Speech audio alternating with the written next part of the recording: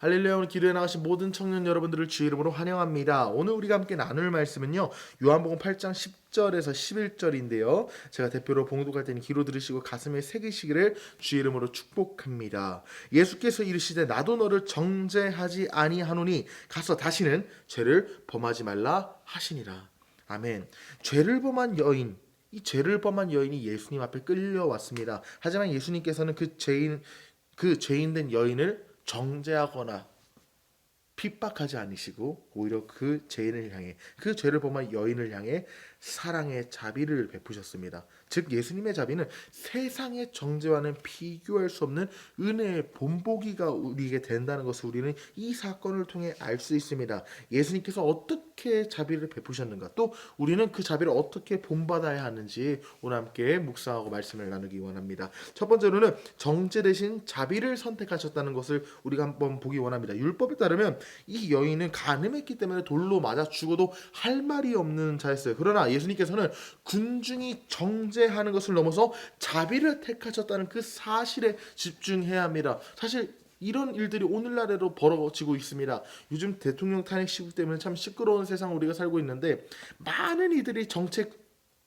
주관하는 위정자들을 향해서 정죄하고 돌을 던지려고 모입니다. 물론 잘못했다면 그러면 국민들이 일어서는 것도 필요한 부분도 있어요. 하지만 그리스도인이라면 무엇을 먼저 해야 됩니까?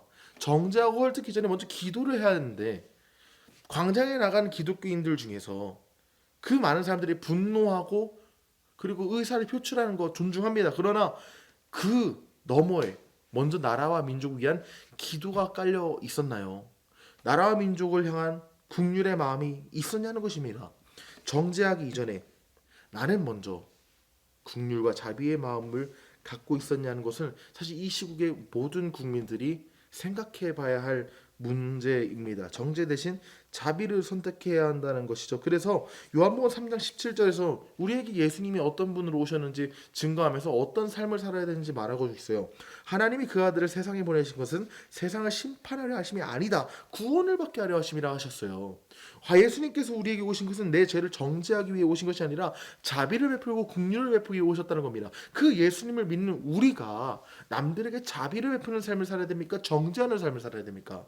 전자가 되겠죠. 자비를 베풀면서 예수님을 본받는 삶을 살아야 한다는 것이죠. 그렇다면 그런 삶을 살 때 우리에게 어떤 변화가 일어납니까? 자비는 새로운 시작을 가능하게 한다는 점에서 우리에게 큰 변화가 있습니다. 예수님께서는 여인에게 나도 너를 정죄하지 아니하노니 가서 다시는 죄를 범하지 말라고 그 여인을 보냅니다. 이는 단순한 용서를 넘어서 그 죄악에서 발을 딛고 다시금 승리할 새로운 기회를 그 여인에게 주신 것이에요. 예수님의 은혜가 우리에게도 날마다 동일하게 임하지 않습니까? 반복적으로 습관적으로 짓는 우리의 죄악들, 제가 하나님이었으면 저를 포함해서 모든 인간들을 심판했겠지만 하나님의 길이 참으심과 인자하심이 지속되는 죄악에도 불구하고 다시금 그 죄악에서 새롭게 도약하고 죄를 떠나서 거룩한 인생을 살아갈 수 있는 기회를 주신다는 것이죠. 그 자비가 우리를 다시금 갱신시키고요, 그 자비가 내 인생을 다시금 회복할 기회를 준다는 것입니다. 우리는 이렇게 큰 은혜를 받은 자입니다. 그렇다면 이 큰 은혜를 받을 우리는 어떻게 살아야 됩니까? 우리가 실천해야 될 자비의 모습, 예수님처럼 자비를 베풀어야 돼요. 정죄가 아니라 자비를 베푸는 삶을 살아야 됩니다. 특별히 마태복음 7장 1절에서 비판받지 아니하려거든 비판하지 말라고 말씀처럼 우리는 다른 사람 정죄하기보다 먼저 그들을 긍휼히 여기고 사랑하는 태도가 내 삶에 깔려 있어야 된다는 것을 기억해야 해야 돼요. 정죄하지 마십시오.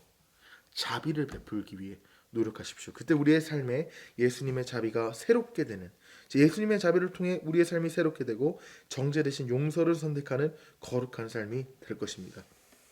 제가 대표로 기도하겠습니다. 하나님 아버지, 참으로 감사합니다. 우리의 삶에 하나님의 놀라운 은혜를 사모합니다.